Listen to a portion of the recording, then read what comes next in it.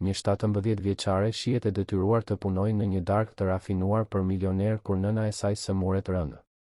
Ajo që dukej se ishte thjesht një punë e përkohshme, shndërrohet në një provë karakteri që do të ndryshojë jetën e saj përgjithmonë. Mes bakshisheve gjeneroze, skemave të korrupsionit dhe akuzave të rreme, ajo do të zbulojë se integriteti i saj vlen më shumë se çdo shumë parash. Para se të dëgjoni këtë rrëfim të jashtëzakonshëm, mos harroni të regjistroheni në kanal për më shumë histori emocionuese. Dritat e Arta të Vilës shkëlqenin si yje toksor atë natë dimri në kryeqytet. Arta rregulloi me nervozizëm uniformën e zezë të marrë hua, duart e saj dridheshin lehtë ndërsa kontrollonte për herë të tretë nëse çdo gjë ishte në vend. Në moshën 17 vjeçare, kur nuk e kishte imagjinuar se do të shkelte në një vend aq luksoz, e aq më pak se do t'u shërbente disa prej njerëzve më të fuqishëm të vendit. Nevoja, megjithatë, nuk zgjedh momente të përshtatshme për të trokitur në derë. Lulieta, nëna e saj, dërgjej në spital prej 2 javësh, duke u përballur me ndërlikime serioze që kërkonin trajtime të shtrenjta dhe urgjente. Faturat mjekësore grumbulloheshin si male të pamundura për t'u ngjitur, dhe paratë që mbetën nga shitja e pak gjërave të familjes mezi mbulonin kostot bazë. Ti mund t'ja dalësh, bia ime, përshpëriti Arta me vete, duke përsëritur fjalët që Lulieta thoshte gjithmonë në momentet e vështira. Dinjiteti i njeriut nuk qëndron në atë që kemi, por në atë që bëjmë me atë që kemi. Vila Kastrati, pronë e sipërmarrësit Viktor Kastrati, ishte e njohur për eventet e saj ekskluzive që mblidhnin elitën financiare të vendit. Atë natë specifike, manjat të agrobiznesit, pronar të kompanive miliardere të ndërtimit dhe investitorë ndërkombëtar do të mblidheshin për të diskutuar biznese që lëviznin miliona. Arta kishte siguruar vendin e punës në momentin e fundit përmes ish shefes së Lulietës, e cila kishte punuar aty për më shumë se 10 vjet para se të sëmurej. Herë e parë këtu, pyeti një zë pas saj. Arta u kthye dhe gjeti një burr rreth të 40-tave, i bëshëm, me shikim të rrept dhe një distinktiv menaxheri në xhaketë. Unë jam Besniku, menaxheri përgjegjës për shërbimin sonte. Shpresoj të dish të zbatosh urdhrat. Po, zotëri. Jam Arta, vajza e Lulietës. Ajo ma shpjegoi se si funksionon çdo gjë, u përgjigj e reja, duke mbajtur qëndrimin drejt pavarësisht nervozizmit. Besniku e ekzaminoi nga kokat e këmbët, sikur po vlerësonte një produkt me defekt. Nëna jote ishte një punonjëse shembullore. Shpresoj të kesh trashëguar të paktën pak nga kompetenca e saj. Sonte nuk ka vend për gabime. Të ftuarit që vinë këtu lëvizin më shumë para në një orë se sa do të shohësh ti në gjithë jetën tënde. Fjalët e Besnikut kishin një ton përbuzjeje të keqmaskuar, por Arta e gëlltiti përgjigjen sarkastike që i erdhi në fytyrë. Kishte nevojë për atë punë, sa do i poshtërues të ishte trajtimi. E kuptova, zotëri. Do të bëj më të mirën, tha thjesht. Më e mira nuk mjafton këtu. Më duhet për sosmëria. Tani hajde, do të tregoj përgjegjësitë e tua. Ndërsa Besniku e udhëhiqte nëpër korridoret prej mermerit të vilës, duke shpjeguar me detaje çdo detyrë, Arta nuk mund të mos i impresionohej nga luksit përreth. Piktura që sigurisht kushtonin sa një shtëpi e vogël dekoronin muret, abazur kristali ndriçonin sallone gjigante, dhe çdo detaj bërtiste pasuri dhe fuqi. Ti do të jesh përgjegjëse për sallën kryesore, vazhdoi Besniku, duke ndaluar para dyrëve të 2 fishta prej druri sofër. Të shërbesh pijet, të mbledhësh pjatat, të garantosh që tavolinat të jenë gjithmonë të paprekura. Dhe mbi të gjitha, mbaje gojën mbyllur. Këta njerëz diskutojnë biznese konfidenciale. Një fjalë jashtë vendit mund të shkatërrojë karriera. Arta pohoi me kokë, duke thithur çdo udhëzim. Nuk ishte thjesht një punë për të, ishte një shans për të siguruar paratë e nevojshme për trajtimin e nënës. Lulieta kishte qenë gjithmonë familja e saj e vetme, duke e rritur e vetme pasi babai u zhduk kur ajo ishte ende e vogël. Ta shihte gruan e fortë dhe të vendosur që e kishte rritur duke u tretur në atë krevat spitali ishte një dhimbje që Arta mezi e mbante. Edhe diçka tjetër, shtoi Besniku, duke ulur tonin e zërit. Nëse ndonjë i ftuar të ofron bakshish, do ta ndash me mua në fund të natës. Kështu funksionon këtu. Punë në ekip, ndajmë fitimet. Diçka në tonin e Besnikut e bëri Artën të rrudhte pak ballin, por ajo nuk pyeti. Ishte e re aty dhe nuk donte të krijonte probleme që në ditën e parë. Të ftuarit e parë filluan të mbërrinin rreth orës 8. Arta vëzhgoi nga dritarja makinat e luksit që rreshtoheshin në hyrjen rrethore, Mercedes, BMW, disa marka që ajo as nuk i njihte, por që qartësisht kushtonin më shumë se disa shtëpi bashkë. Burra me kostume të qepura me mas dhe gra me fustane që me siguri kushtonin sa rroga vjetore e një familjeje të tërë zbritnin nga automjetet me natyrshmërinë e atyre që jetonin në atë botë. Shotime, mërmëriti me vete, duke kontrolluar edhe një herë nëse gjithçka ishte në rregull. Salla kryesore shpejt u mbush me biseda me zë të ulët, të qeshura të kontrolluara dhe tingëllimën konstante të gotave prej kristali. Arta lëvizte mes tavolinave me një hir befasues, duke shërbyer vera të shtrenjta dhe ushqime të rafinuara. Kishte diçka natyrale në lëvizjet e saj, një elegancë që nuk kalonte pa u vënë re. Zgjedhje e shkëlqyer vere, komentoi një nga të ftuarit kur ajo i shërbeu një bordeaux francez. Burri, me flokë të thinjur dhe shikim depërtues, e vëzhgoi me interes. A merr vesh nga verat? Jo shumë, zotëri, u përgjigj Arta me sinqeritet. Por nëna ime thoshte gjithmonë se kur i shërben diçka dikujt, duhet ta bësh sikur po i shërben personit më të rëndësishëm në botë. Burri buzëqeshi, vërtet i impresionuar.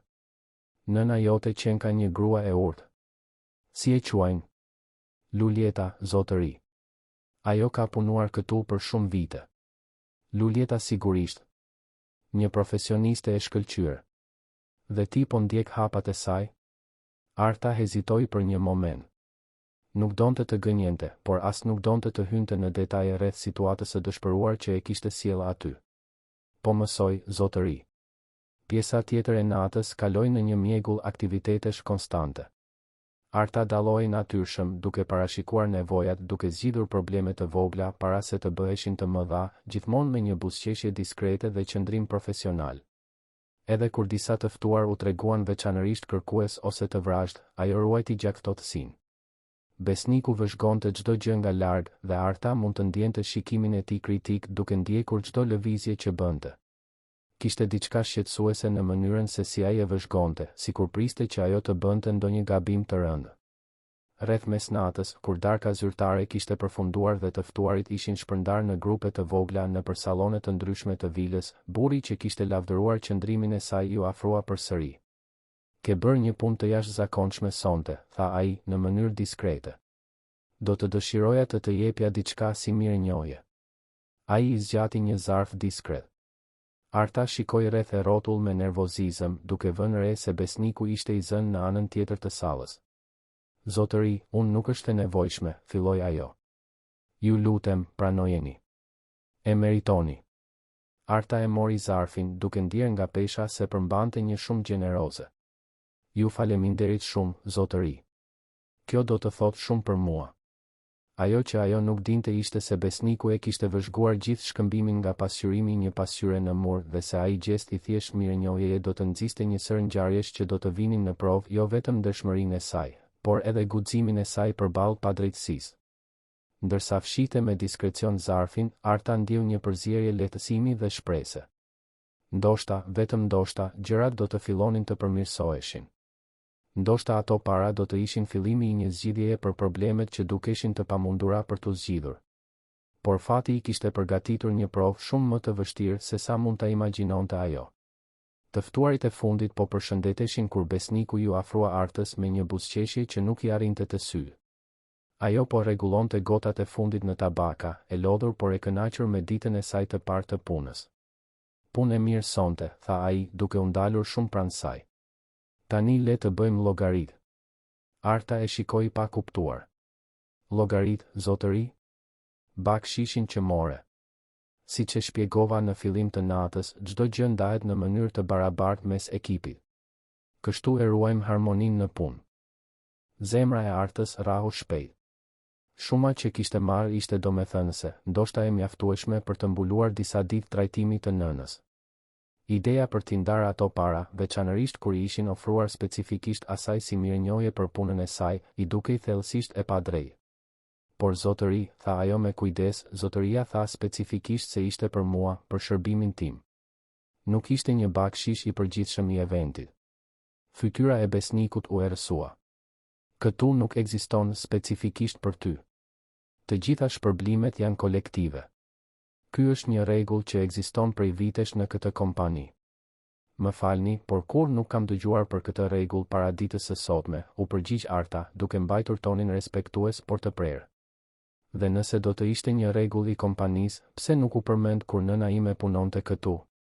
Nëna jote e dinte vendin e saj, u përgjigj besniku, toni i tij u bë më kërcënues. Dhe kur nuk i vinte në pyetje rregullat e vendosura. Arta ndjeu një val zemërimi t'i ngjitej në gjoks. Si guxonte ai të fliste për Luljetën në atë mënyrë.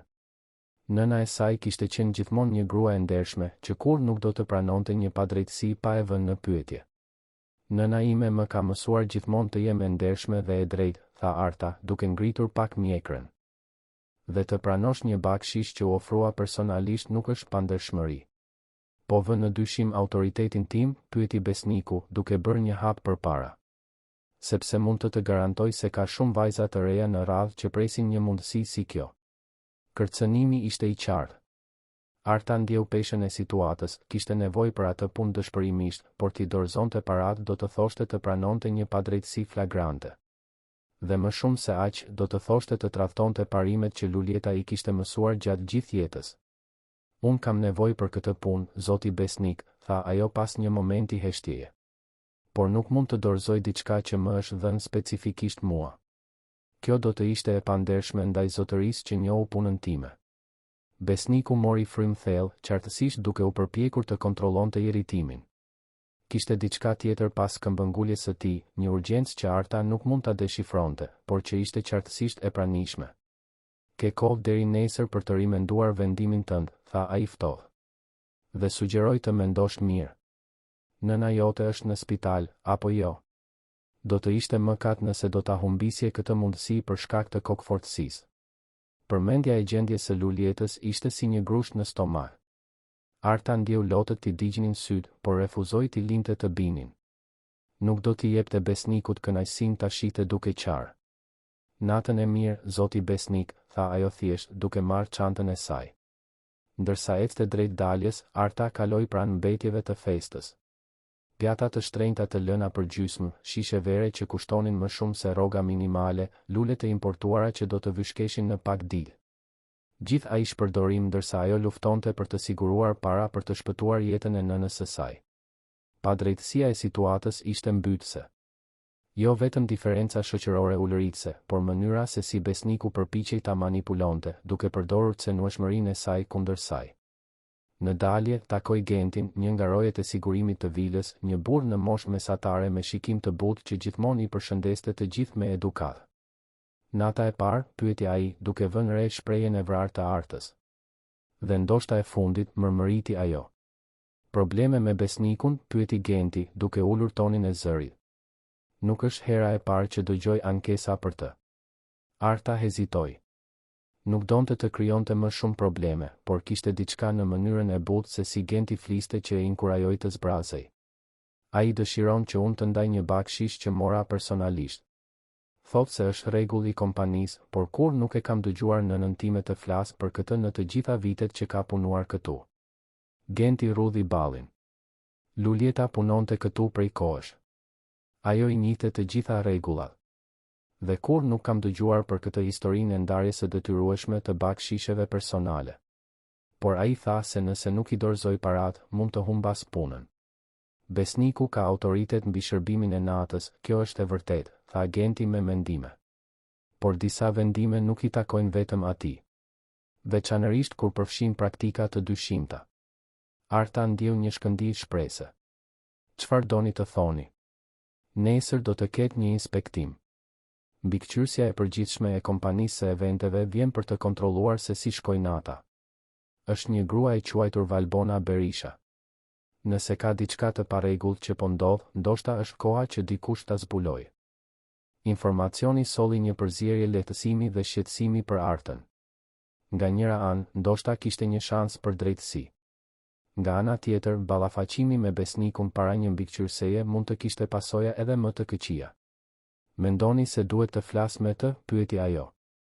Mendoj se duhet të bësh atë që të thotë ndërgjegjja jote, u përgjigj Genti. Por mund të them një gjë, në të gjitha vitet që punoj këtu, kur nuk kam parë dikë të pendohet që zgjodhin ndershmërinë. Edhe kur dukej si opsioni më i vështirë. Gjatë rrugës për në shtëpi me autobusin e natës, Arta reflektoi mbi fjalët e Gentit. Qyteti flinte rreth saj, por mendja e saj zjente nga mendime kontradiktore. Imazhi i nënës në spital përzihej me shprehjen kërcënuese të besnikut dhe fjalët inkurajuese të rojes. Mbërriti në apartamentin e vogël ku jetonte me luljetën, tani bosh dhe tepër i heshtur. Faturat mjekësore ishin grumbulluar mbi tavolinën e vogël të kuzhinës, çdo letër duke i kujtuar urgjencën e situatës së saj. Hap zarfin që kishte marrë dhe numëroi paratë, ishin të mjaftueshme për të mbuluar të paktën një javë medikamente të shtrenjta. I ruajti paratë në një vend të sigurt dhe u përgatit për të fjetur, por gjumi nuk erdhi lehtë. Fjalët e besnikut u shtonin në mendjen e saj, nëna jote është në spital, apo jo? Do të ishte mëkat nëse do ta humbisje këtë mundësi. Shantazhi emocional ishte mizor dhe efikas. Ai e dinte saktësisht se ku dhembe më shumë. Por pastaj ju kujtua diçka tjetër që Lulieta thoshte gjithmonë, bija ime, paratë mund të zgjidhin probleme të përkohshme, por dinjiteti i humbur nuk kthehet kurrë. Dhe pa dinjitet nuk jemi asgjë. Të nesërmen në mëngjes, Arta u zgjua me një vendosmëri të hekur. Nuk kishte rëndësi se çfarë do të ndodhte, ajo nuk do të përkulej para shantazhit. Do të përballej me pasojat e zgjedhjes së saj, cilat do qofshin ato. Mbërriti në vil një orë para orarit duke dashur të bisedonte me besnikun para se të mbërrinin njerëzit e tjerë. E gjeti në kuzhinë duke kontrolluar stokun me një shprehje të tensionuar. Erdhe herët, tha ai pa i ngritur sy. Shpresoj ta kesh rimenduar bisedën tonë të dieshme. E rimendova, po, u përgjigj Arta duke mbajtur zërin e fortë. Dhe përgjigjja ime mbetet e njëjtë. Nuk do t'i dorëzoj paratë. Besniku ndaloi atë që po bënte dhe e shikoi me sy të ftohtë. Atëherë ke zgjedhur rrugën e vështirë. Zgjodha rrugën e duhur. Do ta shohim, tha ai, një buzëqeshje ogurzez u formua në buzët e tij. Do ta shohim nëse do të mendosh ende kështu në fund të ditës. Kërcënimi i fshehur e bëri Artën të dridhej përbrenda, por ajo mbajti qëndrimin e fortë. Nuk e dinte saktësisht se çfarë po planifikonte besniku, por ishte e sigurt se nuk do të ishte asgjë e mirë. Ajo që nuk e imagjinonte ishte se sprovat që e prisnin atë ditë do të vinin në provë jo vetëm dëshmërinë e saj, por edhe guximin e saj përballë akuzave shumë më të rënda se një mosmarrëveshje e thjeshtë për bak shishe. Dhe se do të zbulonte se njerëzit nuk janë gjithmonë ashtu siç duken. Mëngjesi kaloi në një tension të ndjeshëm. Besniku e shmangte Artën qëllimisht, por ajo mund të ndjente shikimin e tij vigjilent sa herë që lëvizte në përvil. Punonjësit e tjerë dukej se e kuptonin se diçka po ndodhte, duke përshpëritur mes tyre kur mendonin se askush nuk po i vëzhgonte. Rreth mesditës, një makinë elegante ndaloi në hyrje të vilës. Një grua rreth të 45-ave zbriti nga automjeti me qëndrimin e dikujt që ishte mësuar të komandonte. Flokë të rregulluar në mënyrë të përsosur, rroba të shtrenjta por diskrete, dhe një shikim që dukej se regjistronte çdo detaj rreth e rrotull. Valbona Berisha erdhi, përshpëriti shpresa, një nga punonjësit më të vjetra, Artës. Është mbikëqyrësja e përgjithshme e rrjetit të eventeve. Kur shfaqet ajo, është sepse diçka e rëndësishme po ndodh. Arta vëzhgoi gruan duke u afruar, duke ndier një përzierje nervozizmi dhe shprese. Ndoshta ky ishte shansi i saj për të sqaruar situatën me besnikun pa pasur nevojë ta ballafaqonte drejt për drejt.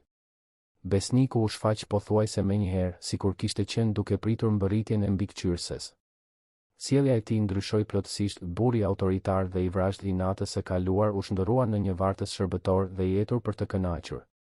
Zonja Valbona, çfarë kënaqësie t'ju shoh këtu? Nuk e prisnim vizitën tuaj sot, tha ai, me një buzëqeshje të sforcuar. Inspektimet më të mira janë gjithmonë ato të paralajmëruara, besnik, u përgjigj ajo ftohtë. Do të dëshiroja të bëja një rishikim të plotë të eventit të dieshëm. Raportet financiare, reagimet e klientëve, performancën e ekipit. Gjithçka. Fytyra e besnikut u zbeh pak. Sigurisht. I kam të gjitha dokumentet e organizuara. Eventi ishte një sukses i plotë. Shkëlqyeshëm. Gjithashtu dua të bisedoj individualisht me disa punonjës. Zgjedhje e rastësishme, e kupton. Arta pa besnikun të gëlltitej. Kishte diçka në mënyrën se si ai reagoi që konfirmoi dyshimet e saj, ai po fshihte diçka shumë më të madhe se një mosmarrëveshje për bak shishe. Natyrisht, tha besniku, duke u përpjekur të mbante tonin rastësor. Mund të sugjeroj shpresën që është punonjësja jonë më me përvojë dhe ndoshta. Zgjedh unë, e ndërpreu Valbona. Shikimi i saj përshkoi ambientin derisa ndaloi te Arta. Vajza atje. Është e re?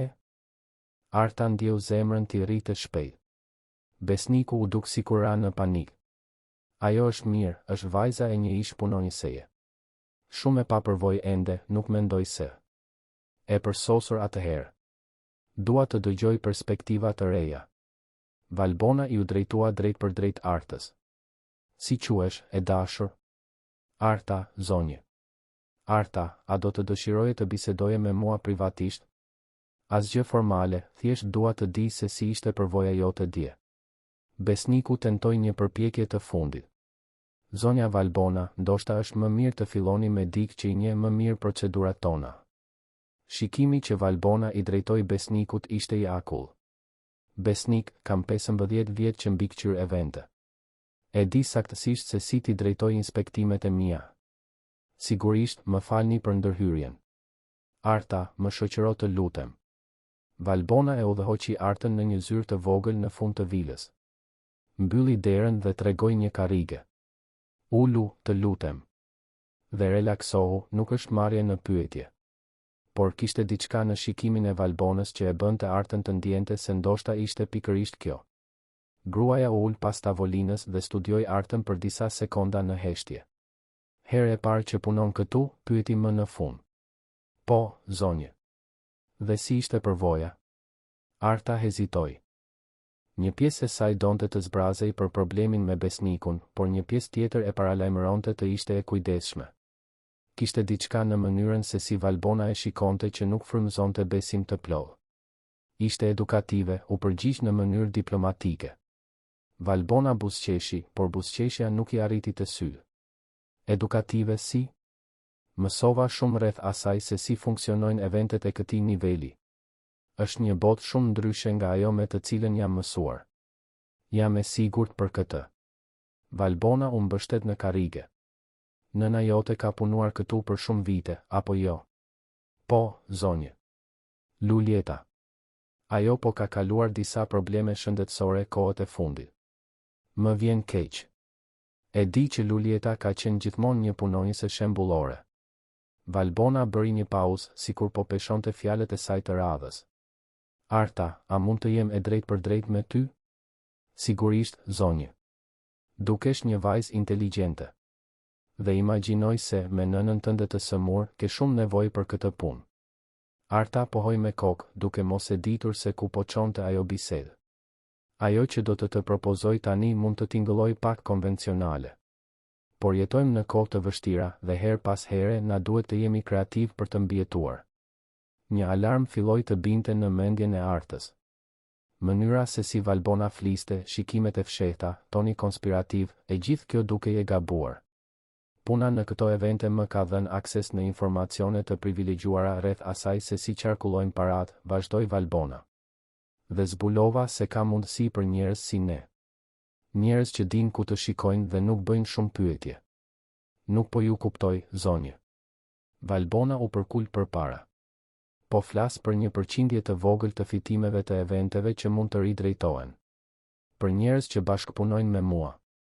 Shuma domethënëse, Arta. Të mjaftueshme për të zgjidhur probleme urgjente. Gjaku i Artës u ngrin. Valbona po i propozonte që të merrte pjesë në një lloj skeme të përvetësimit të parave. Zonjë, unë nuk mundem. Mendo mirë para se të përgjigjesh, tha Valbona duke ngritur dorën. Je 17 vjeç, nëna jote është e sëmur, ke nevojë për para urgjentisht. Kjo është një mundësi që mund të ndryshojë jetën tënde. Duke ndryshuar raportet financiare? Duke vjedhur para? Nuk është vjedhje, u përgjigj Valbona ftohtë. Është rishpërndarje. Këta njerëz që vinë këtu shpenzojnë në një natë atë që një familje e ndershme fiton në një vit. Një përqindje e vogël nuk do t'u mungoj kurrë atyre. Arta u ngrit vrullshëm. Më falni, por nuk mund ta bëj këtë. Nëna ime më ka mësuar se digniteti nuk ka çmim. Fytyra e Valbonës u ashpërsua. Nëna jote të ka mësuar edhe të jesh budallaqe? Sepse kjo është ajo që po tregon. Budallaqe dhe naive. Ndoshta jam, u përgjigj Arta, duke ecur drejt derës. Por të paktën mund të fle me ndërgjegje të pastër. Mendo mirë, Arta, tha Valbona, tani me një ton kërcënues. Mundësi si kjo nuk shfaqen dy herë. Arta doli nga dhoma me këmbët që i dridheshin.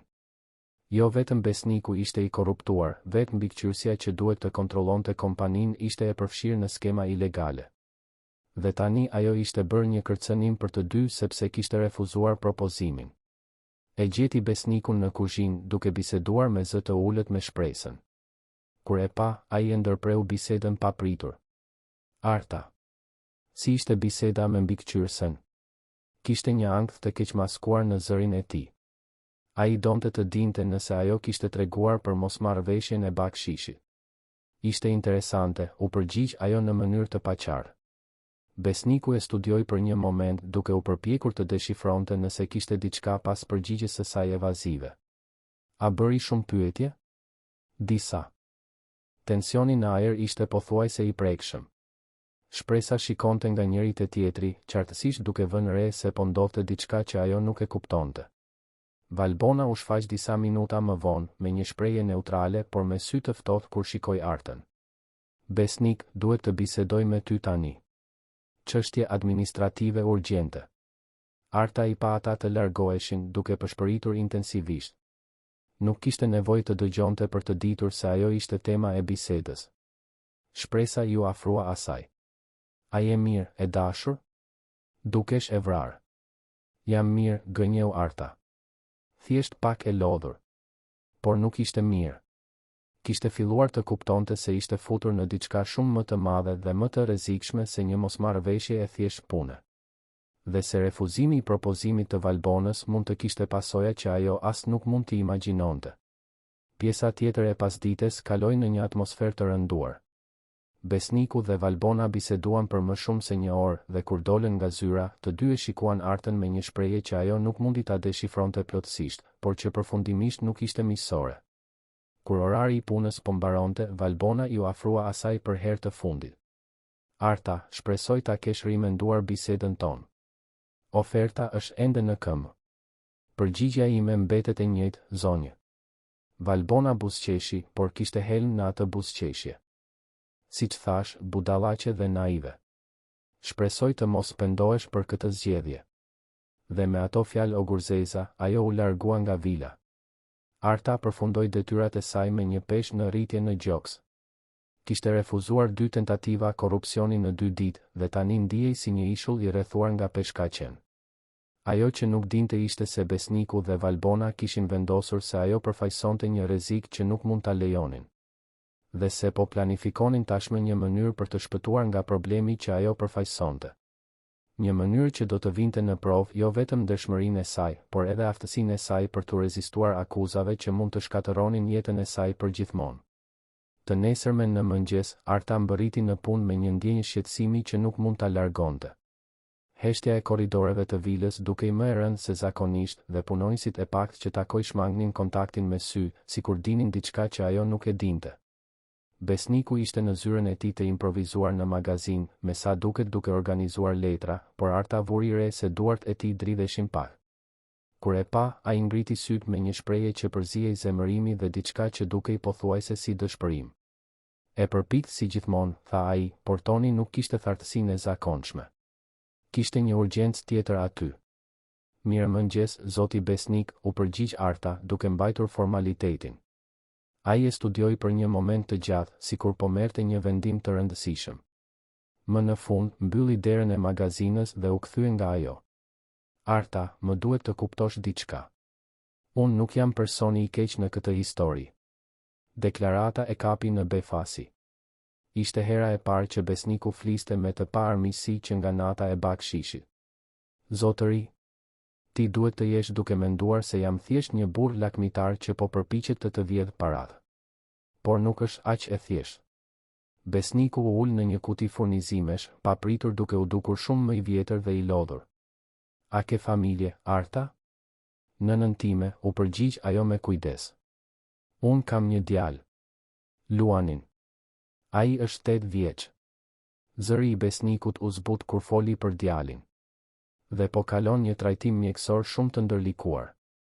Shumë të shtrenjtë. Arta ndjeu një lëmsh t'i formohej në stomak. E njëjta atë dhimbje në zërin e besnikut, ishte e njëjta që ndjente ajo kur fliste për luljetën. Para 2 vitesh, zbuluam se ai ka një gjendje të rrallë. Mjekët thonë se me trajtimin e duhur, ai mund të ketë një jetë normale. Por pa trajtimin, besniku nuk e përfundoi fjalinë. Më vjen keq, tha Arta me sinqeritet. Sigurimi mbulon vetëm një pjesë të kostove. Pjesa tjetër mirë, ti mund ta imagjinosh sa kushton të mbash një fëmijë gjallë kur mjekësia konvencionale nuk mjafton. Arta filloi të kuptonte se ku po çonte ajo bisedë. Situata e besnikut ishte tmerrësisht e ngjashme me të sajën. Pse po ma thoni këtë? Besniku pshertiu thellë. Sepse dua të kuptosh që kur thash se duhet t'i ndanim bakshishet, nuk ishte nga lakmia. Ishte dëshpërimi. Por kjo nuk e bën të drejtë, tha Arta butësisht. Jo, nuk e bën. Ai ra dakord duke e surprizuar. Por her pas here, kur sheh djalin tënd duke u tretur dhe e di që është në dorën tënde të bësh diçka, e drejta dhe e gabuara bëhen koncepte shumë të ndërlikuara. Kishte një ndershmëri të ashpër në fjalët e besnikut që e preku Artën thellë. Për një moment, ajo arriti të shite përtej burrit autoritar që kishte njohur, shite një baba të dëshpëruar që përpiqej të shpëtonte djalin e tij. Besnik, tha ajo, duke përdorur emrin e tij për herë të parë, unë e kuptoj dhimbjen tënde. Vërtet e kuptoj. Por ekziston një dallim mes luftës për njerëzit tanë të dashur dhe komprometimit të integritetit ton. Ekziston, pyeti ai, duke e shikuar drejt në sy. Apo kjo është thjesht ajo që themi për t'u ndjerë më mirë me zgjedhjet tona? Para se Arta të mund të përgjigjej, shpresa trokiti në derë. Besnik, më fal që të ndërpres, por është një burr këtu që kërkon të flas me ty, thotë se është rreth eventit të dieshëm. Besniku u ngrit shpejt, biseda intime u ndërpre. Erdha. Arta, mendo për atë që biseduam. Pjesa tjetër e mëngjesit kaloi në një qetësi të çuditshme. Besniku e shmangu Artën, por jo me armiqsinë e mëparshme. Kishte diçka ndryshe në ajër, sikur po merrej një vendim i rëndësishëm. Rreth mesditës, Valbona u rishfaq. Këtë herë, nuk pati asnjë surprizë në mbërritjen e saj, besniku qartësisht po e priste.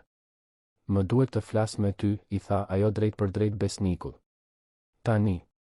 Ata u mbyllën në zyrë për pothuajse 2 orë. Arta u përpoq të përqendrohej në detyrat e saj, por ishte e pamundur të injoronte murmuritjen intensive të zërave që vinin nga dhoma. Kur dolën, besniku dukej si një burr tjetër. Kishte një vendosmëri në sytë e tij që nuk ishte aty më parë, por edhe diçka që dukej si faj. Valbona i afrua Artës me një buzëqeshje që nuk i arrinte të sy. Arta, e dashur, shpresoj ta kesh rimenduar bisedën tonë të dieshme. E kam thënë tashmë që jo, u përgjigj Arta me vendosmëri. Sa keq. Vërtet shpresoja se do të ishe më pragmatike. Kishte një ftohtësi në zërin e Valbonës që e bëri Artën të dridhej përbrenda. Nuk ishte më një përpjekje për bindje, ishte pothuajse një lamtumir. Besniku bëri zgjedhjen inteligjente, vazhdoi Valbona. Vendosi të vendos nevojat e familjes mbi parimet abstrakte. Arta shikoi besnikun, i cili e shmangu shikimin. Zemra e saj u thye. Ai kishte pranuar propozimin e Valbonës. Besnik, tha ajo, duke u përpjekur të kapte shikimin e tij. A jeni i sigurt për këtë? Ai më në fund e shikoi, dhe ajo pa dhimbje dhe vendosmëri në mas të barabartë në sytë e tij. Djali im ka nevojë për mua, tha thjesht. Dhe unë duhet të bëj çfarëdo që është e nevojshme për ta shpëtuar. Edhe nëse kjo do të thotë të komprometonin ndershmërinë tuaj? Ndershmëria ime nuk do ta shëroj Luanin, u përgjigj besniku me një ashpërsi që tingëlloi e sforcuar. Valbona vëzhgonte shkëmbimin me kënaqësi të dukshme. Shkëlqyeshëm. Besnik, ti e di se çfarë duhet bërë. Arta. Ajo u kthye nga e reja, një shans i fundit. Je e sigurt se dëshiron të qëndrosh në anën e gabuar të kësaj situate? Jam e sigurt se dëshiron të qëndroj në anën e duhur, u përgjigj Arta. Si të dëshironi. Toni i Valbonës ishte i akull. Por mbaj mend, ti e pate shansin të zgjidhje anën më të lehtë. Pasi Valbona u largua, besniku mbeti në mes të sallës duke parë në zbrazë të tij. Arta ju afrua atij. Besnik, nuk është vonë për të ndryshuar mendje. Ai qeshi hidhur. Mendon se është kaq e lehtë, që thjesht mund të ndryshoj mendje dhe çdo gjë do të jetë mirë. Mendoj se ende mund të zgjidhni të bëni gjën e duhur. Dhe ta lë djalin tim të paguajë çmimin për ndërgjegjen time të pastër, shpërtheu besniku. Është e lehtë të flasësh për integritet kur nuk të duhet të shikosh një fëmijë 8 vjeç dhe të shpjegosh pse nuk mund të paguash për trajtimin që mund ta shpëtojë. Dhimbja në zërin e tij ishte reale dhe therse. Arta ndjeu lotët t'i digjnin syt. Besnik, unë e kuptoj. Jo, ti nuk kupton, e ndërpreu ai. Ti je 17 vjeç. Nuk e ke idenë se çfarë do të thotë të jesh përgjegjës për jetën e një personi tjetër. Për peshën që kjo mbarth. E di, po, tha ajo butësisht.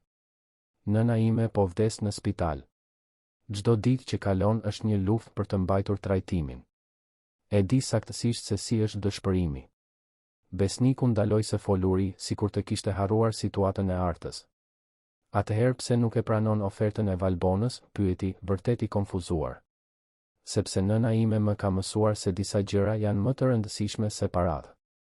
Dhe njëra prej tyre është të jesh në gjendje të shihesh në pasqyrë pa ndjerë turp. Dhe sikur nëna jote të ikte sepse ti zgjodhe parimet në vend të pragmatizmit? Pyetja e goditi Artën si një grusht. Ishte frika që e ndiqte çdo natë. Atëherë të paktën ajo do të ndihej krenare për vajzën që rriti, tha më në fund. Besniku e shikoi për një moment të gjatë, diçka luftonte pas syve të tij. Për një çast, Arta mendoi se ai do të ndryshonte mendje. Por pastaj ai tundi kokën dhe u largua. Shpresoj që ndërgjegjja jote e pastër të vlejë çmimin që do të paguash për të, mërmëriti dhe u zhduk nëpër korridoret e vilës. Arta mbeti e vetme në sallë, një ndjenjë në rritje e izolimit u instalua në gjoksin e saj. Kishte humbur besnikun si aleat dhe tani ishte vërtet e vetme kundër Valbonës dhe çdo gjë që ato po planifikonin. Por edhe kështu nuk mund të pendohej për zgjedhjet e saj. Luljeta i kishte mësuar se integriteti nuk ishte diçka që mund të vishej e të hiqej sipas komoditetit. Ishte diçka që mbahej në shpirt dhe sapo humbej, kur nuk kthehej plotësisht. Ajo që ajo nuk dinte ishte se besniku dhe Valbona kishin hartuar tashmë një plan për të shpëtuar nga problemi që ajo përfaqësonte. Një plan që do të vinte në provë jo vetëm parimet e saj, por edhe aftësinë e saj për të mbajtur dinjitetin përballë padrejtësisë më mizore. Java kaloi në një atmosferë të rënduar nga tensioni i pathën.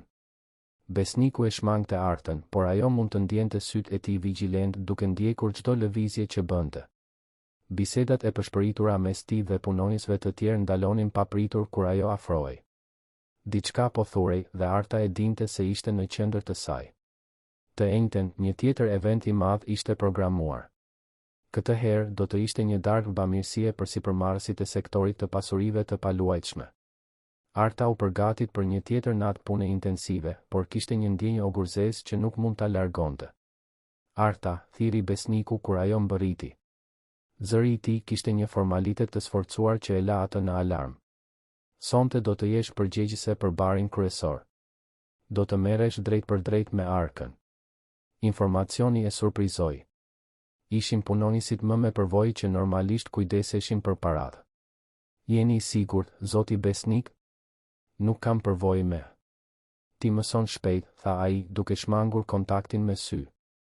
Shpresa do të shpjegoj procedurat. Kishte diçka të gabuar në atë situatë, por Arta nuk mund të identifikonte saktësisht se çfarë. Shpresa kaloi gjithë pasditën duke i shpjeguar se si funksiononte sistemi i Arkës, si të regjistronte shitjet, si të bënte mbylljen, si të numëronte dhe dokumentonte çdo qindar. Është një përgjegjësi e madhe, tha shpresa, duke vënë re nervozizmin e Artës. Por besniku tha se ka besim te ti. Ironia e fjalëve nuk kaloi pa u vënë re nga Arta. Besniku qartësisht nuk kishte besim te ajo për asgjë. Eventi filloi saktësisht në orën 8 të mbrëmjes. Arta u pozicionua pas barit duke shërbyer pije të shtrenjta dhe duke regjistruar çdo shitje me kujdes skrupuloz. Lëvizja ishte intensive, por ajo arriti të mbante çdo gjë të organizuar. Rreth orës 10, njohu një fytyrë të njohur mes të ftuarve. Ishte Arjani, burri që i kishte dhënë bakshishin në natën e parë.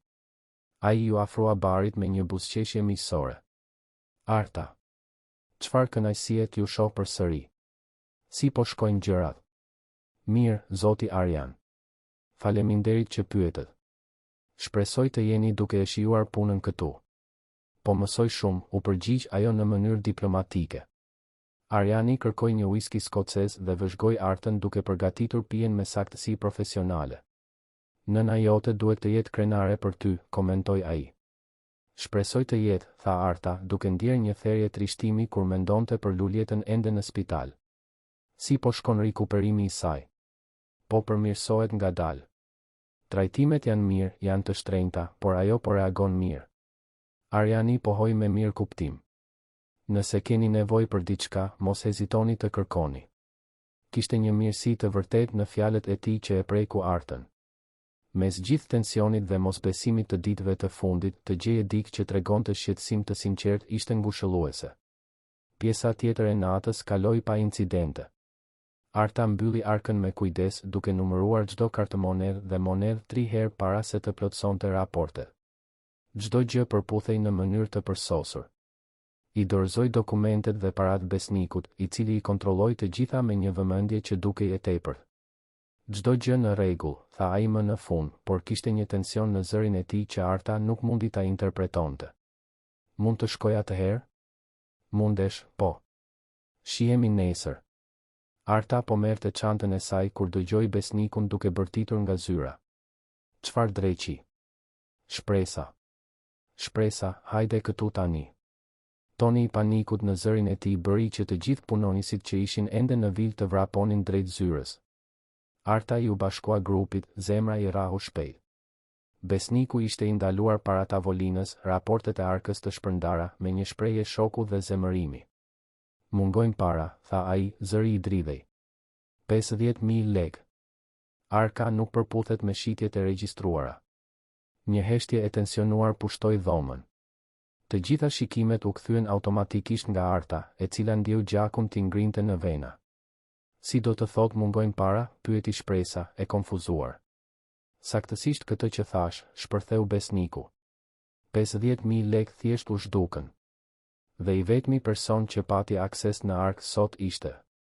Ai drejtoi gishtin drejt për drejt nga Arta, e cila ndjeu botën t'i rrotulloi rreth saj. Unë nuk mora asgjë, tha ajo, zëri doli më i lartë se sa synonte. Kontrollova çdo gjë 3 herë.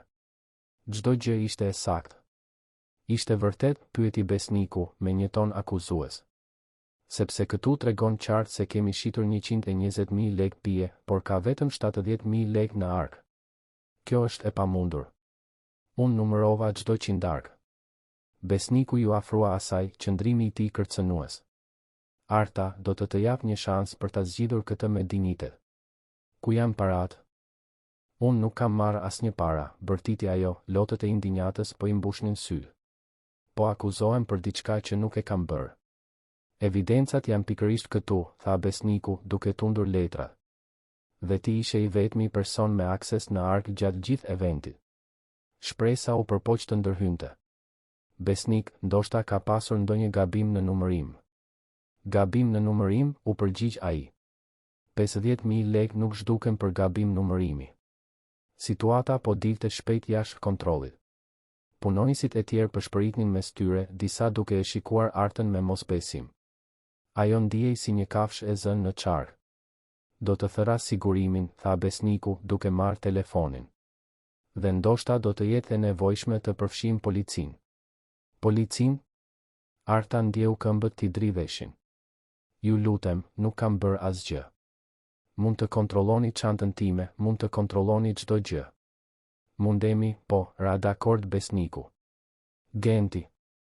Hajde këtu. Roja i sigurimit u shfaq shpejt, qartësisht i shqetësuar nga zhurma. Çfarë po ndodh? Arta vodhi 50.000 lekë nga arka, tha besniku pa dorashka. Shikimi që Genti i drejtoi Artës ishte i ngarkuar me zhgënjim. Është e vërtet kjo? Jo, bërtiti ajo. Unë kur nuk do të bëja një gjë të tillë. Dikush po kurdis diçka kundër meje. Kush do të kurdiste kundër teje? Pyeti besniku me indinjat të rreme. Ti je e re këtu. Nuk ke armiq. Por Arta e dinte se kush e kishte kurdisur atë. Çështja ishte se si ta provonte. Kontrolloni çantën time, tha ajo, duke i zgjatur çantën Gentit. Kontrolloni çdo gjë. Nuk do të gjeni asgjë sepse nuk kam marrë asgjë. Genti kontrolloi çantën me hollësi, por nuk gjeti asgjë përveç gjërave personale të Artës. Nuk ka asgjë këtu, konfirmoi ai. Sigurisht që jo, tha besniku. Ajo pati kohë t'i fshite parat në një vend tjetër. T'i fshija ku? Shpërtheu Arta. Nuk dola nga këtu as një minutë që kur mbylla arkën. Diskutimi po bëhej gjithnjë e më intensiv kur një zë i qetë preu ajrin. Cili duket se është problemi këtu? Të gjithë u kthyen për të parë Arjanin të ndaluar në derën e zyrës. Ai ishte kthyer në vilë për ndonjë arsye dhe e gjeti zhurmën. Besniku u drejtua, qartësisht i nervozuar nga prania e një prej klientëve kryesor. Zoti Arjan. Nuk e prisnim mirë, kemi një situatë delikate këtu. Një rast vjedhjeje. Arjani shikoi rreth e rrotull dhomës, sytë e tij ndaluan te Arta, e cila ishte qartësisht e shqetësuar dhe me lot në sy. Vjedhje, përsëriti ai. Çfarë lloj vjedhjeje? 50.000 lekë u zhdukën nga arka. Dhe kjo e re ishte e vetmja me akses te paratë. Arjani studioi besnikun për një moment të gjatë. 50.000 lekë? Sakt. Interesante. Arjani nxori portofolin nga xhepi dhe nxori disa kartë monedha. Këtu janë 50.000 lekë. Problemi u zgjidh. Besniku mbeti me gojë hapur. Zoti Arjan, kjo është shumë e sjellshme, por nuk është e nevojshme. Sigurisht që është e nevojshme, tha Arjani me vendosmëri. Nëse problemi është mungesa e 50.000 lekëve, sapo e zgjidha. Ai u kthye nga Arta. Ti mund të shkosh në shtëpi tani. Gjithë kjo rëmuj mbaroi. Por zoti Arjan, insistoi besniku, kjo nuk e zgjidh çështjen e përgjegjësisë. Ajo ende çfarë? Pyeti Arjani, toni i tij u bë rrezikshëm i ulët. Parat janë këtu. Cili është saktësisht problemi juaj tani? Besniku u gëlltit, qartësisht duke mos ditur se si të përgjigjej pa u dukur plotësisht i parsyeshëm. Arta, tha Arjani butësisht, shko në shtëpi. Pusho. Nesër do të jetë një ditë e re. Ndërsa Arta dilte nga vila, këmbët ende i dridheshin, ajo dëgjoi Arjanin duke biseduar me besnikun me ton të ulët, por qartësisht të irrituar. Nuk arriti të dëgjonte se çfarë thoshin, por qëndrimi i trupit të besnikut linte të kuptojë se nuk ishte një bisedë e këndshme për të. Gjatë rrugës për në shtëpi, Arta u përpoq të procesonte atë që kishte ndodhur. Besniku kishte kurdisur qartësisht atë mungesë parash për ta fajsuar atë. Por pse?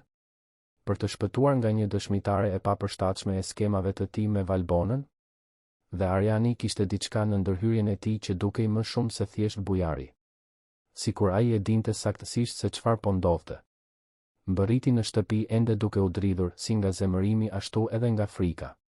Kishte qenë e akuzuar publikisht për vjedhje, e poshtëruar para koleget dhe gati e dorëzuar në polici për një krim që nuk e kishte bërë. Por në të njëjtën kohë, ndjente se diçka e rëndësishme kishte ndodhur atë natë. Diçka që do të ndryshonte rrjedhën e gjithë asaj situate. Ajo që ajo nuk imagjinonte ishte se Arjani nuk ishte thjesht një i ftuar gjeneroz. Ishte dikush me shumë më tepër fuqi dhe njohuri rreth skemave të vilës se sa kushdo dyshonte. Arta kaloi një natë pa gjumë, duke rrotulluar ngjarjet e natës së kaluar në mendjen e saj. Poshtërimi i akuzës së Reme ende i diqte në gjoks, por kishte diçka tjetër që e shqetësonte. Mënyra se si Arjani kishte ndërhyrë qetësia e tij përballë situatës, mënyra se si besniku kishte reaguar ndaj pranisë së tij, e gjithë kjo sugjeronte se kishte shumë më tepër që po ndodhte se sa ajo arrinte të shite.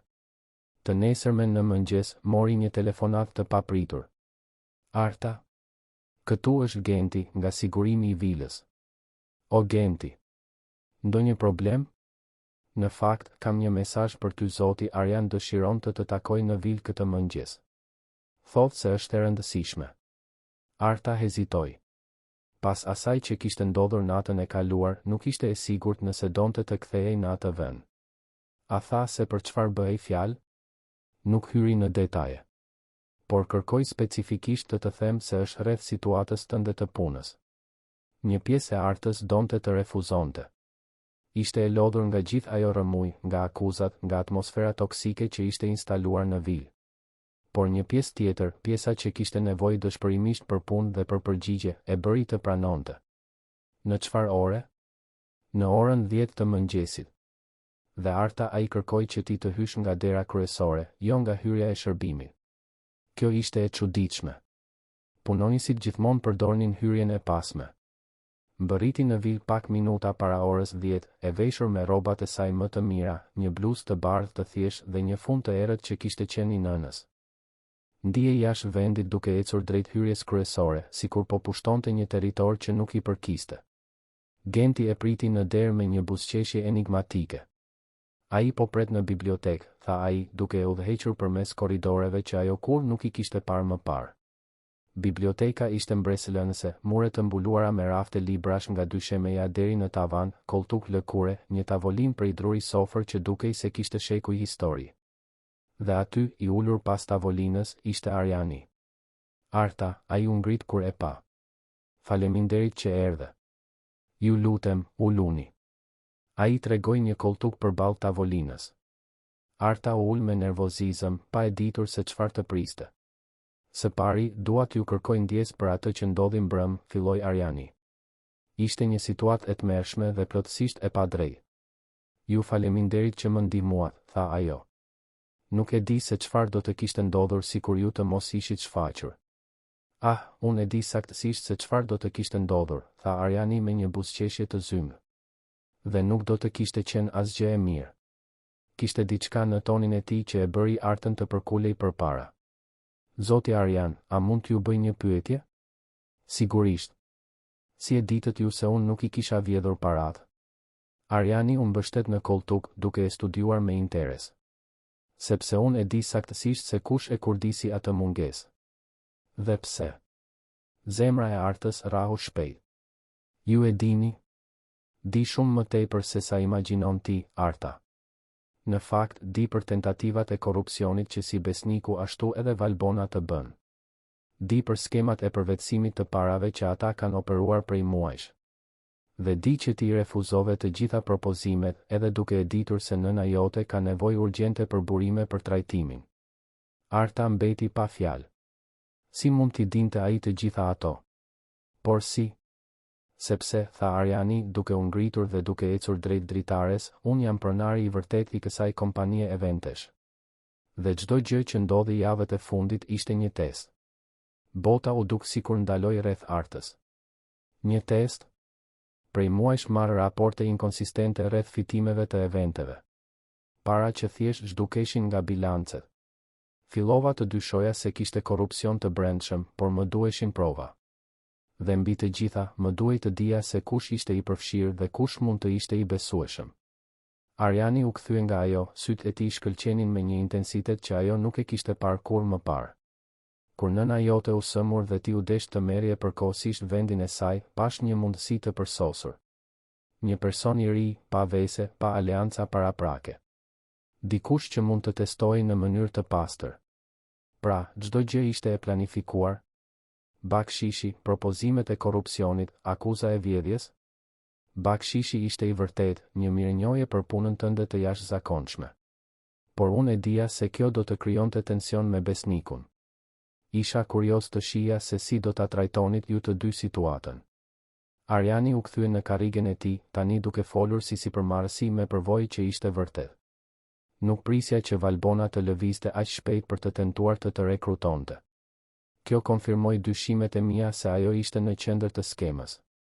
Dhe kur ti refuzove propozimet e saj, e dita se kisha gjetur dikë me integritet të vërtetë. Arta ishte ende duke procesuar të gjitha informacionet. Dhe besniku? Ah, besniku. Arjani pshertiu. Kjo ishte pjesa më e vështirë. Unë e dija për situatën e djalit të tij. Në fakt, e kam ditur gjithmonë. Kompania ka një fond urgjence mjekësore pikërisht për situata si kjo. Por besniku kur nuk kërkoi ndihmë. Krenaria, ndoshta. Ose ndoshta mendonte se nuk kishte të drejtë. Ai pranoi propozimin e Valbonës nga dëshpërimi. Po. Dhe mbrëm, kur kurdisi atë mungesë për të fajsuar ty, ai kaloi një vijë nga e cila nuk ka kthim. Arjani mori një dosje nga tavolina dhe e hapi, duke zbuluar dokumente dhe fotografi. Kam këtu evidenca të plota të skemës së përvetësimit të parave. Regjistrime bankare, regjistrime bisedash, dëshmi të transaksioneve të parregullta. Çdo gjë që më duhet për t'i ndjekur penalisht. Arta shikoi dokumentet duke ndier një përzierje lehtësimi dhe trishtimi. Lehtësim sepse integriteti i saj ishte vërtetuar, trishtim sepse besniku kishte shkatëruar jetën e tij nga dëshpërimi. Çfarë do të ndodhë me ta? Kjo varet nga mënyra se si ata do të reagojnë kur t'i ballafaqoj. Por së pari, dua t'ju bëj një propozim. Arta ngriti syt e intriguar. Më duhet dikush te i cili mund të besoj për të mbikëqyrur operacionet e përditshme të kompanisë. Dikush me integritet të provuar që kupton rëndësinë e ndershmërisë në biznes. Do të dëshiroja t'ju ofroja postin e asistentes së koordinimit të eventeve. Zoti Arjan, unë jam vetëm 17 vjeç. Nuk kam përvojë në menaxhim. Përvoja mund të mësohet. Karakteri jo. Dhe ti dëshmove se ke llojin e karakterit që është e pamundur të mësohet. Arjani u përkul përpara. Rroga do të ishte e mjaftueshme për të mbuluar të gjitha trajtimet e nënës suaj, me tepri. Do të kishte gjithashtu një bonus punësimi për të mbuluar borxhet mjekësore të grumbulluara tashmë. Arta ndjeu lotët t'i mbushnin syt.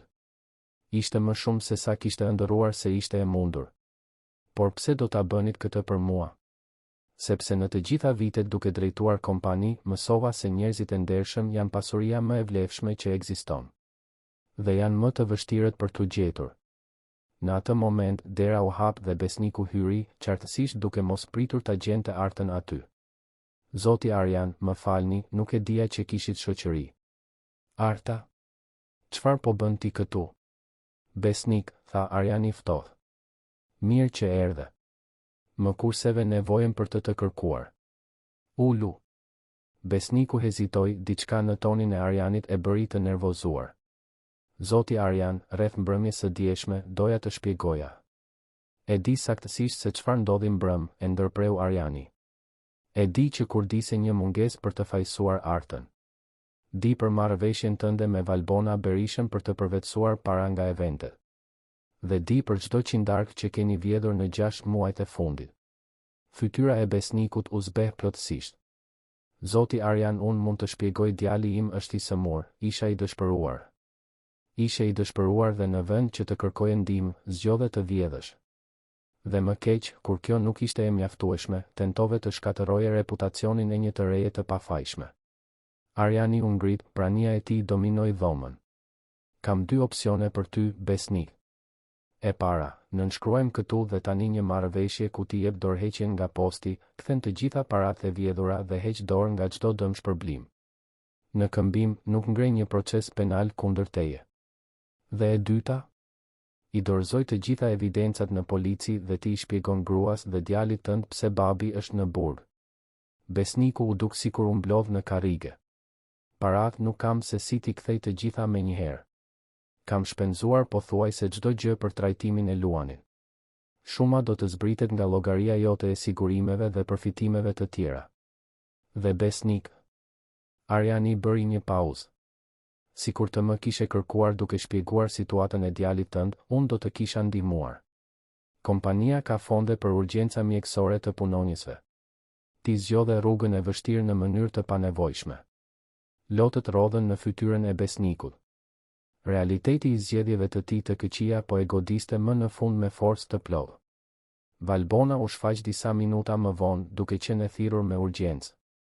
Kur pas skenën, Arjanin pas tavolinës si shefin e vërtet, besnikun qartësisht të mposhtur dhe Artën aty si dëshmitare, e kuptoi menjëherë se loja kishte mbaruar. Valbona, tha Arjani pa parathënie. Ke 5 minuta për të nënshkruar të njëjtat dokumente që nënshkroi besniku, ose thëras policin. Ajo as nuk tentoi të mohonte apo të debatonte. Evidenca ishte shumë e qartë dhe Arjani padyshim dinte çdo gjë. 20 minuta më vonë, si besniku ashtu edhe Valbona kishin nënshkruar dokumentet e dorëheqjes dhe marrëveshjet e kthimit. Ata u larguan nga vila si punonjës të pushuar për shkaqe të ligjshme, por të paktën jo si kriminal të ndjekur penalisht. Kur mbetën përsëri vetëm, Arjani u kthye nga Arta. Dhe atëherë, a e pranon ofertën time? Arta shikoi nga dritarja e bibliotekës duke parë kopshtin e mirëmbajtur të vilës, pastaj mendoi për luljetën në spital, për faturat që grumbulloheshin, për netët pa gjumë shqetësuar për të ardhmen. Pranoj, tha thjesht. Dhe premtoj se do ta nderoj besimin tuaj. Unë e di që do ta nderosh, tha Arjani me një buzëqeshje të vërtetë. Fundja, ti tashmë e kalove testin më të vështirë që ekziston, të zgjedhësh të bësh gjën e duhur kur gjithë bota priste që të bëje gjën e gabuar. 2 javë më vonë, Arta ishte në zyrën e saj të re, duke organizuar eventet e radhës, kur mori një telefonat nga spitali. Lulieta po kthehej në shtëpi, plotësisht e shëruar, të gjitha trajtimet e paguara, gati për të rifilluar jetën. Si ishte puna sot, bia ime, pyeti Lulieta atë natë, duke vëzhguar Artën duke organizuar disa dokumente në tavolinën e kuzhinës. E vështirë, por shpërblyese, u përgjigj Arta. Po mësoj shumë. Dhe po ja del të ruash dinjitetin ton? Arta buzëqeshi, duke kujtuar të gjitha tentativat e korrupsionit që kishte refuzuar, të gjitha presionet që kishte rezistuar. Po ja dal, nën. Dinjiteti ynë është i paprekur.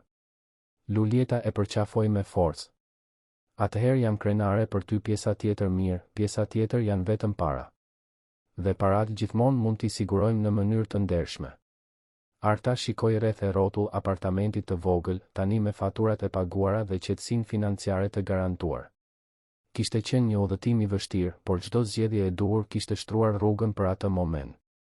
6 muaj kishin kaluar që nga ai mëngjes transformues në bibliotekën e vilës Kastrati. Arta tani zinte një zyrë elegante në qendër të kryeqytetit, duke koordinuar evente për kompaninë që ishte bërë shumë më tepër se një punë, ishte një mundësi për të rritur dhe për të mësuar nga çdo sfidë e re. Atë të premte specifike, ajo po finalizonte përgatitjet për një event bamirësie kur asistenti i saj, Dritani, trokiti në derë. Arta, është dikush këtu që dëshiron të flasë me ty, thotë se është personale. Ajo ngriti syt nga dokumentet, e intriguar. Kush është? Një burr i quajtur Besnik. Besnik Karmi. Zemra e Artës rahu shpejt. Nuk e kishte parë as dëgjuar për Besnikun që nga ai mëngjes në bibliotekë. Një pjesë e saj ishte kurioze, një pjesë tjetër e shqetësuar. Mund ta thuash të hyj. Besniku u shfaq në derë disa momente më vonë, dukshëm ndryshe nga burri që ajo kishte njohur. Dukej më i dobët, më i lodhur, por kishte diçka në sytë e tij që nuk ishte aty më parë, një lloj paqeje të trazuar. Arta, tha ai, duke hezituar në derë. Faleminderit që më prite. E di që ndoshta nuk dëshiron të më shohësh. Hyr, Besnik. Ulu. Ai ul në karrigen përballë tavolinës së saj, duart i kishte nervoze në prerë. Si është Luani? Pyeti Arta, duke thyer heshtjen fillestare. Fytyra e Besnikut u ndriçua për herë të parë. Mirë. Shumë mirë, në fakt trajtimi po funksionon në mënyrë të përsosur. Mjekët thonë se edhe për pak muaj ai do të jetë plotësisht i shëruar. Çfarë lajmi i mrekullueshëm. Po. Dhe unë erdha këtu për të falënderuar. Arta rudhi ballin. Për të më falënderuar? Arjani, zoti Arjan, ai mori vesh rreth situatës së Luanit pasi unë u pushova. U shfaq në spital një ditë dhe tha se kompania kishte një fond mjekësor për punonjësit në situata urgjence. Edhe pse unë isha pushuar për shkaqe të ligjshme, ai vendosi të lëshonte burimet. Besniku ndaloi, qartësisht i emocionuar. Pagoi gjithë trajtimin e mbetur. Tha se nuk donte që një fëmijë të paguante për gabimet e babait. Arta ndjeu sytë ti mbusheshin me lodh. E njihte Arjanin mirë tashmë për të ditur se ai gjest ishte tipik i tij, i rrept me parimet, por i dhëmshur me njerëzit në nevojë reale. Dhe si jeni ju? A gjetët punë? Gjeta. Asgjë glamoroze, punoj në një restorant të thjeshtë në periferi. Por është e ndershme dhe arrim të paguajmë faturat bazë ndërsa Luani rikuperohet. Besniku u përkul përpara, duart tani të ndërthurura. Arta, unë erdha këtu kryesisht për të kërkuar ndjesë. Për atë që të bëra, për mënyrën se si tentova të shkatëroja reputacionin tënd për të shpëtuar lëkurën time. Ishte e pafalshme. Besnik. Jo, më lër ta përfundoj. Këta muaj të fundit më kanë bërë të mendoj shumë rreth zgjedhjeve që bëra. Rreth asaj se si dëshpërimi mund ta bëjë një person të justifikojë çdo gjë. Ai ngriti syt për të takuar të sajt. Ti kishe të drejtë. Gjithmonë ke pasur. Dinjiteti nuk ka çmim. Dhe kur humbasim integritetin ton, humbasim diçka që parat kur nuk mund ta blejnë mbrapsht. Arta u ngrit dhe eci drejt dritares, duke vëzhguar lëvizjet e rrugës atje poshtë. Besnik, a mund t'ju rrëfej diçka? Pati momente, veçanërisht kur nëna ime ishte më keq në spital, në të cilët mendova të pranoja propozimet e Valbonës. Dëshpërimi gati më bëri të dorëzohesha edhe mua. Por ti nuk u dorëzove. Nuk u dorëzova sepse kisha zërin e nënës sime në kokë, duke më kujtuar se kush isha. Por e kuptoj se sa e lehtë është të humbasësh rrugën kur çdo gjë duket e pamundur. Ajo u kthye nga ai. I pranoj ndjesat tuaja, besnik. Dhe admiroj guximin që patët për të ardhur këtu. Besniku buzëqeshi, një buzëqeshje e vërtet për herë të parë në muaj. 5 vjet kishin kaluar që nga ajo natë e parë në vilën Kastrati dhe Arta mezi e njëjtë të renë e dëshpëruar që kishte qenë.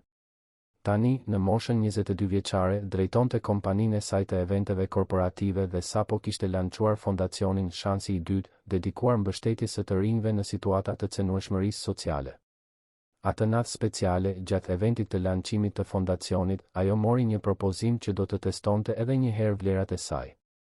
Klaus Hoffmann, një investitor gjerman, ofroi 2 milion euro për të zgjeruar konceptin e shansit të dytë në 5 shtete evropiane. Është një propozim gjeneros, tha Arta pasi dëgjoi detajet. Por kam disa pyetje. Përgjigjet e Klausit zbuluan një qasje tepër të fokusuar në numra dhe efikasitet, me pak shqetësim për ndikimin real në jetën e të përfituarve. Kishte diçka që i kujtonte tentacionet e vjetra që ajo kishte përballuar. Si do të funksiononte procesi i përzgjedhjes së të rinjve, pyeti ajo. Do ta linim këtë në diskrecionin e ekipit lokal të çdo shteti. E rëndësishme është efikasiteti në aplikimin e burimeve. Arjani, mentori i saj i vjetër i pranishëm në event, e takoi pas mbledhjes. E vështirë të zgjedhësh, pyeti ai. Është një mundësi e pabesueshme, pranoi Arta. 2 milion euro. 5 shtete. Do të ishte ëndra e çdo sipërmarrësi social. Por, diçka më shqetëson në mënyrën se si ai flet për projektin. Është sikur të rinjt të ishin vetëm numra në një tabelë. Arjani buzëqeshi me mirë kuptim. Dhe cila është esenca e shansit të dytë? Arta reflektoi. Të njohësh çdo të ri individualisht. Të kuptosh historinë e tij, nevojat e tij specifike. Të ndjekësh nga afër çdo trajektore. Të jesh më shumë se një program asistencial, të jesh një familje. Dhe ti mendon se do të arrije ta mbaje këtë esencë duke menaxhuar 5 shtete në mënyrë simultane? Pyetja ishte vendimtare. Arta e dinte përgjigjen. Të hënën pasardhëse, ajo refuzoi propozimin e Klausit.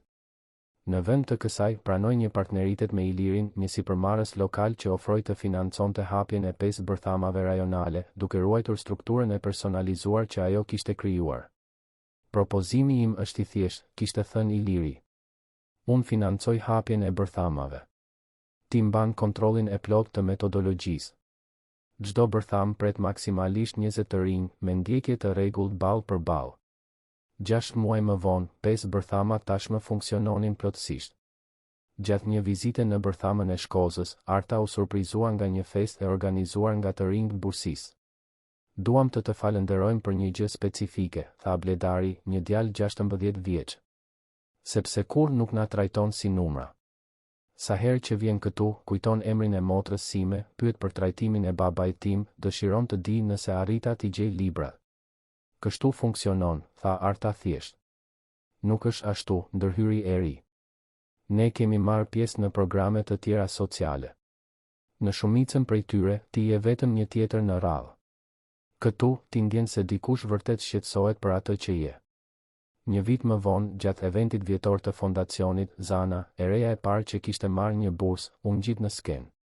Tani e diplomuar në drejtësi, njoftoi se ishte pranuar në një master për të drejtat e njeriut. Dua t'ia dedikoj karrierën time replikimit të punës së shansit të dytë përmes politikave publike, tha ajo.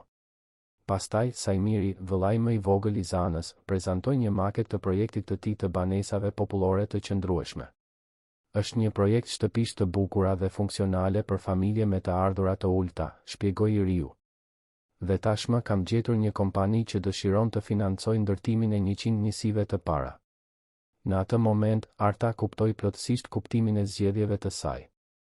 Nuk bëhej fjalë vetëm për t'i pasur rezistuar korrupsionin. Bëhej fjalë për të pasur nisur një rrymë transformimi që shpërndahej në mënyrë eksponenciale. Çdo i ri që shansi i dytë mbështeste nuk shndërrohej vetëm në një profesionist të suksesshëm, por në një multiplikator mundësish. Pas eventit, kur ishte e vetme duke organizuar gjërat e fundit, Lulieta u shfaq. Si ndihesh? E plotësuar, u përgjigj Arta. Ndiej se më në fund e kuptova se për çfarë shërbeu gjithë ajo vështirësi. Për çfarë shërbeu? Për të më përgatitur për këtë moment. Për të më dhënë përvojën e nevojshme për të njohur të rinj të tjerë në të njëjtën situatë dhe për t'i ndihmuar ata të gjejnë rrugën e tyre. Lulieta u ul. A mund të tregoj një gjë që kurrë nuk ta kam treguar? Sigurisht. Atë natë të parë, kur erdhe në shtëpi, u hoqa sikur po flija kur hyre në dhomën time. Ti u gjunjëzove pranë krevatit tim dhe pëshpërite, nën, sot më ofruan para të lehta. Shumë para. Por kujtova atë që ti the gjithmonë mbi dinjitetin dhe zgjodha rrugën e vështirë. Shpresoj të të kem bërë krenare. Sytë e Artës u mbushën me lodh. Atë natë, unë e dita se kisha arritur një grua të jashtëzakonshme. Jo për atë që do të arrinit, por për atë që ishe tashmë. Lulieta mbajti duart e vajzës. A e di se cila është krenaria ime më e madhe? Është se kur shikoj çdo gjë që ke ndërtuar, shoh se asgjë nga kjo nuk ka ndryshuar atë që je për brenda. Ti vazhdon të jesh e njëjta vajzë që zgjidhte të bënte gjën e duhur. Nën e bi mbetën në heshtje, duke thithur peshën e atyre fjalëve. Dhe tani?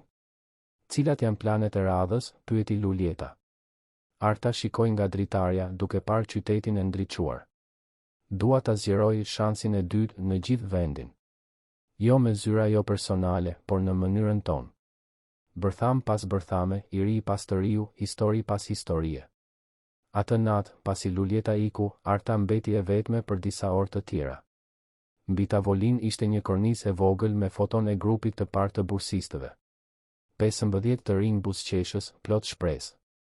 Nga këta 15, secili nuk kishte ndryshuar vetëm jetën e tij, por ishte bërë një agent transformimi në komunitetin e tij. Kështu shumë fishoje e mira, përmes zgjedhjeve të përditshme për të bërë gjën e duhur. Në orën 11 të natës, më në fund u përgatit për të ikur. Në dalje, përshëndeti Xhaferin, rojen e ndërtesës. Zonja punon shumë, tha ai. Por është bukur të shohësh një të re duke bërë mirë për kaq shumë njerëz. Xhafer, sikur të mund të jepnit një këshill mbi atë se si të kesh sukses në jetë, cila do të ishte? Ai mendoi. Do të thosha kur të mos harroni nga keni ardhur dhe gjithmonë të kujtoni se ku doni të shkoni. Dhe në rrugë, ndihmoni çdo që mundeni. Është një këshill e urtë. Dhe ju? Çfarë këshille do t'u jepnit këtyre të rinjve që ndihmoni? Se zgjedhjet më të rëndësishme nuk janë rreth parave apo suksesit. Janë rreth asaj se çfarë lloj personi dëshirojmë të jemi. Kur zgjedh të jesh i ndershëm, edhe kur është e vështirë, ndërton diçka që asnjë krizë nuk mund ta shkatërrojë, respektin për veten. Duke ecur drejt makinës, Arta reflektoi mbi atë se si jeta e kishte surprizuar. Në moshën 17 vjeçare, kishte menduar se problemet e saj do të zgjidheshin me para të mjaftueshme. Nuk e imagjinonte se ajo krizë do të ishte katalizatori për të zbuluar misionin e saj të vërtetë. Nevoja e kishte çuar në atë natë të parë në vil. Tentacionet e detyruan të përcaktonte vlerat e saj. Zgjedhjet e modeluan në atë që ishte bërë. Kuptonte tani se ajo e re e dëshpëruar nuk kishte qenë viktime e rrethanave, por e përgatitur prej tyre për qëllimin që përmbushte sot. Ndërsa i jepte makinës nëpër rrugët e ndriçuara, ndjeu mirënjohje të thellë për çdo pengesë të përballuar, çdo tentacion të rezistuar, çdo zgjedhje të vështirë. Të gjitha kishin konspiruar për ta sjellë deri në këtë moment, një jetë të ndërtuar mbi shkëmbin e fortë të integritetit. E ardhmja shtrihej plot sfida dhe mundësi. Por Arta e dinte se ishte e pajisur me të vetmen busull që kishte rëndësi, sigurinë se të bësh gjën e duhur ishte e vetmja rrugë për një jetë vërtet të plotë. Dhe kështu, në yjet e asaj nate, e reja që një ditë u kishte shërbyer vera milionerëve i jepte makinës për në shtëpi, duke e ditur se kishte gjetur një pasuri më të vlefshme, sigurinë se jeta e saj kishte qëllim dhe bënte dallim në botë. Fundi i historisë. Të dashur dëgjues, shpresojmë që udhëtimi i artës të ketë prekur zemrat tuaja po aq sa preku tonën. Kjo histori guximi, integriteti dhe force transformuese e të bërit të zgjedhjeve të duhura na kujton se pasuria jonë e vërtet nuk qëndron në atë që zotërojmë, por në atë që zgjedhim të jemi. Për të zbuluar më shumë histori frymëzuese si kjo, që eksplorojnë vlerat njerëzore më të thella, mos harroni të regjistroheni në kanalin ton dhe të lini pëlqimin tuaj. Çdo mbështetje e juaja na ndihmon të vazhdojmë të ndajmë rrëfime që festojnë më të mirën e shpirtit njerëzor. Duam të dim, cili moment i historisë ju emocionoi më shumë.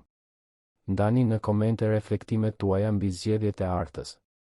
Deri në historinë e ardhshme, ku do të vazhdojmë të eksplorojmë kompleksitetet e jetës dhe bukurinë e vendimeve guximtare.